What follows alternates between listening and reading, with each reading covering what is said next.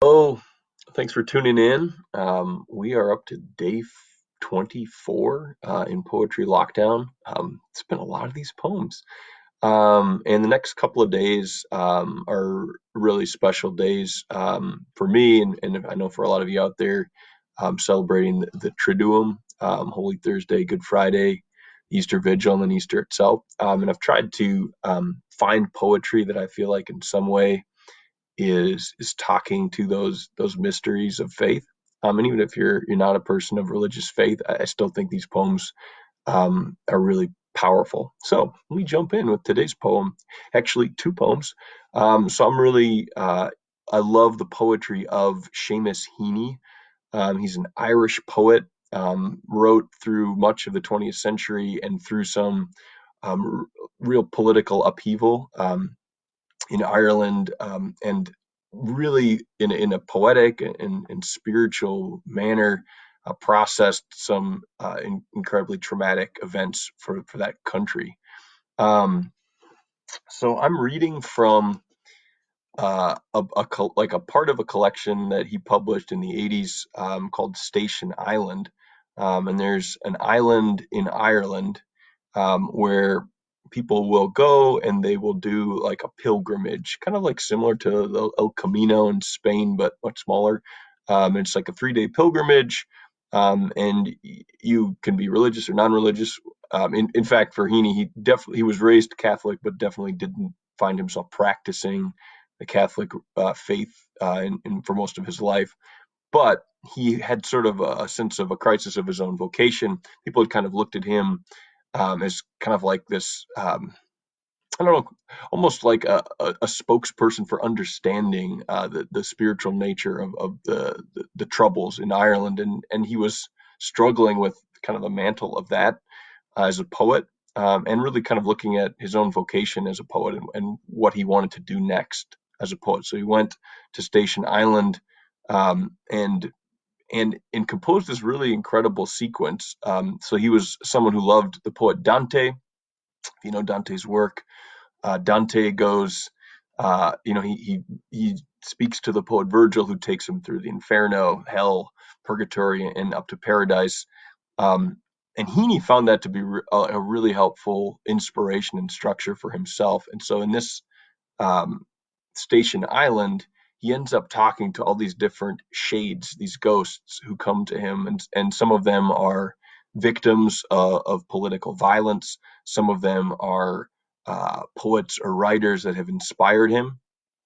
And one of the people that comes to him is actually an Irish monk who once upon a time he went to confession to, just when he was struggling with, what was he called to do as a poet.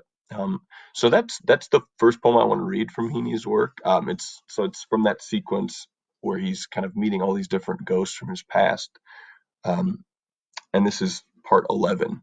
And in this part, there's actually going to be Heaney's translation. So Heaney, in addition to being a fantastic poet, is also a great translator. And he translated some of John of the Cross. And I read one of those John of the Cross poems earlier. This is another piece that makes it into this section. So Heaney starts and says, as if the prisms of the kaleidoscope I plunged once in a butt of muddied water surfaced like a marvelous lightship, and out of its silted crystals a monk's face that had spoken years ago from behind a grill spoke again about the need and chance to salvage everything, to re-envisage the zenith and glimpsed jewels of any gift mistakenly abased. What came to nothing could always be replenished. Read poems as prayers, he said, and for your penance, translate me something by Juan de la Cruz. Returned from Spain to our chapped wilderness, his consonants aspirate, his forehead shining, he had made me feel there was nothing to confess. Now his sandaled passage stirred me on to this. And now this is John of the Cross. How well I know that fountain filling, running, although it is the night. That eternal fountain hidden away, I know its haven and its secrecy, although it is the night. but not its source, because it does not have one, which is all sources origin, all sources source and origin, although it is the night. But not its source, because I just read that. No other thing can be so beautiful. Here the earth and heaven drink their fill, although it is the night. So pellucid it never can be muddied, and I know that all light radiates from it, although it is the night. I know no sounding line can find its bottom, nobody ford or plumb its deepest fathom, although it is the night. And its current so in flood it overspills to water hell and heaven and all peoples, although it is the night. And the current that is generated there, as far as it wills to, it can flow that far, although it is the night. And from these two a third current proceeds, which neither of these two I know proceeds, although it is the night. This eternal fountain hides and splashes within this living bread that is life to us, although it is the night. Hear it calling out to every creature, and they drink these waters, although it is dark here, because it is the night. I am repining for this living fountain within this bread of life. I see it plain, although it is the night. I find that to be an incredibly beautiful passage, um, and also as a Catholic who is, right here on day 24 of the quarantine in COVID-19. I miss the Eucharist, and there's something so beautiful about the way he translated John of the Cross. I read it definitely when John and Heaney translated is this eternal fountain hides and splashes within this living bread that is life to us, although it is the night. Hear it calling out to every creature, and they drink these waters, although it is dark here, because it is the night. I'm repining for this living fountain. Um, yeah, that hunger for the nourishment, both of communion with fellow believers, but also for the Eucharistic bread itself. That's something I really responded to in Heaney's poem. And again, I note Heaney was a seeker. He was not someone who found answers within the Orthodox Catholic Church.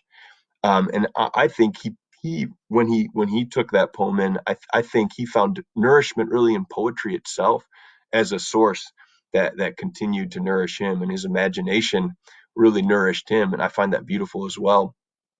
Um, the second poem I want to read is really it's one of the last poems that Heaney wrote. And like I said, he was a seeker his whole life, a spiritual seeker, but definitely didn't necessarily identify as a Christian or a Catholic. But one of his poet friends, John F. Dean, who I recently heard read at Loyola at their Catholic Imagination Conference, is a terrific presentation on Heaney. And Dean said that he was putting together a journal of poets who were answering the question of who do you say that I am, Jesus? And he wanted to know what different poets would say to that. How would they answer that poetically? And his friend Heaney answered that with a poem, and I find this poem so beautiful. So you get two poems. So I'm going to share this poem. It was one of the last poems of Heaney's life, and it's called "The Latecomers." And it's about that passage from the gospel where Jesus is preaching, and there are people that come late to the house, and they end up like coming down through the roof. And it's told from the third person perspective of Jesus, the latecomers. He saw them come, then halt behind the crowd that walled and plucked and ringed him, and was glad they kept their distance. Hedged on every side, harried and responsive to their need, each hand that stretched, each brief hysteric squeal. However he assisted and paid heed, a sudden blank letdown was what he'd feel, unmanning him, when he met the pain of loss in the eyes of those his reach had failed to bless. And so he was relieved the newcomers had now discovered they'd arrived too late and gone away, until he hears them, climbers on the roof, a sound of tiles being shifted, the treble scrape of terracotta lifted, and a paralytic on his pallet, lowered like a corpse into a grave. Exhaustion and the imperatives of love vied in him to judge, instruct, reprove, and ease them body and soul, not to abandon, but to lay on hands, make time, make whole, forgive.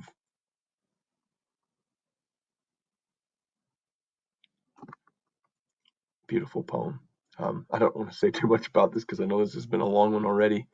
Um, but I love we've I've talked in a lot of these different poems about just the turning point in poems, and I love that turning point where Jesus realizes, oh, they didn't go away, they're on the roof, they're coming down.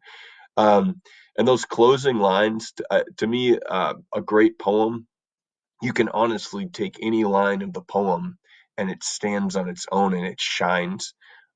And I think any line of this could, but to me, those closing lines are so beautiful.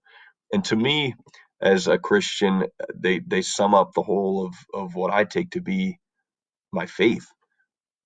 Make time, make whole, forgive. Great, great message and thought for this Holy Thursday. Thanks for tuning in.